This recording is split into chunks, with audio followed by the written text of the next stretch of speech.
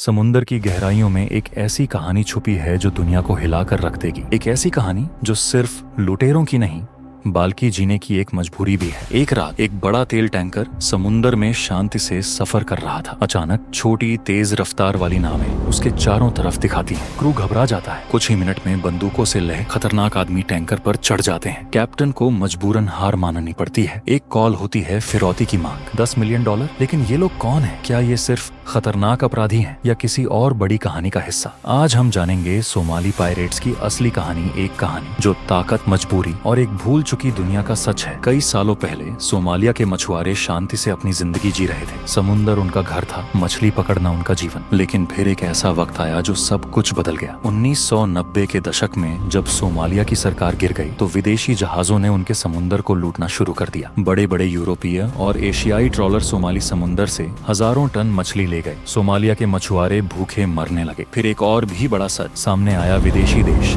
Somalia के समुंदर में जहरीला कचरा का डंप कर रहे थे। नतीजा, मर चुकी मछलियां, बीमार होती जनता और एक बेहाल देश। सोमाली लोगों ने दुनिया से मदद मांगी, कोई नहीं आया। फिर उन्हें अपनी लड़ाई खुद लड़ने का फैसला किया। जिन्होंने कभी जल उठाया था, अब उन्हें बंदूकें उठाई। शुरुआत में सोमाली समुद्री डाकू सिर्फ अपने समुंदर की सुरक्षा करना चाहते थे। उनका कहना था कि वो सिर्फ अपने देश के अधिकार की रक्षा कर रहे हैं। अगर किसी विदेशी जहाज ने अवैध रूप से मछली पकड़ने की कोशिश की तो उसे रोक दें, ठीक है। लेकिन धीरे धीरे उन्हें समझ आया कि ये बड़े लोग अपनी आजादी के लिए करोड़ रुपए देने को तैयार हैं। पायरेसी एक बिजनेस बन गया। जिनसे पहले समुंदर का काम छीन लिया गया था, अब उन्हें समुंदर को ही अपनी ताकत बना लिया। 2000 के दशक तक सोमाली समुद्री डाकू दुनिया भर के लिए एक भय का कारण बन गए। अब वो सिर्फ मछली पकड़ने वाले जहाजों को नहीं बल्कि बड़े मालवाहक जहाजों और तेल टैंकरों को भी लूटने लगे। सोमाली समुद्री डाकुओं की शक्ति इतनी बढ़ गई कि दुनिया का कोई भी बड़ा देश उनके सामने नहीं टिक रहा था। एक सबसे मशहूर मामला था MV सीरियस स्टार का अपहरण। ये एक सऊदी तेल टैंकर था जो $100 मिलियन का कच्चा तेल ले जा रहा था। समुद्री डाकुओं ने इसे महीनों तक बंधक बनाकर रखा